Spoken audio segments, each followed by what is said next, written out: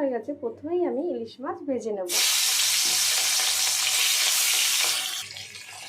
মাছ ভাজা হয়ে গেছে, এবার নামিয়ে নেব। ভেজে রাখা মাছের তেলের মধ্যেই আমি কাঁচকলা আর আলু দিয়ে দেবো।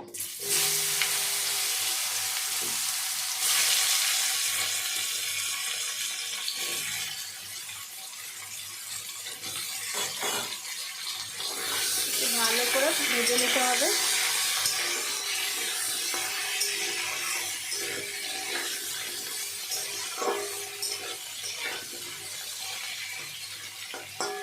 একটু লাল লাল করে কাঁচকলা আলু ভেজে নেব।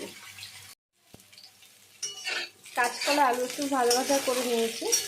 এবার আমি এর মধ্যে দিয়ে দেবো আদা আর জিরে বাটা।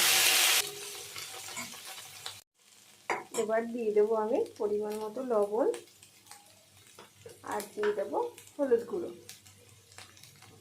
আর একটু কষিয়ে নেব। এবার দিয়ে দেবো আমি কাঁচা লঙ্কা আর দিয়ে দেবো পরিমাণ মতো জল।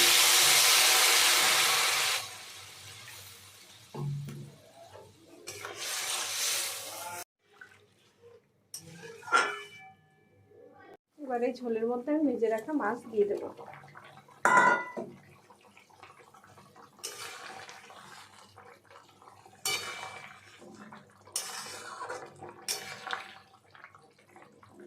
এবার আমি একটু ঢেকে দেবো।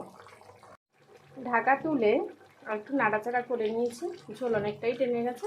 এবার নামিয়ে নেব। কাঁচকলা আলু দিয়ে ইলিশ মাছের ঝোল খুবই টেস্টি লাগে খেতে।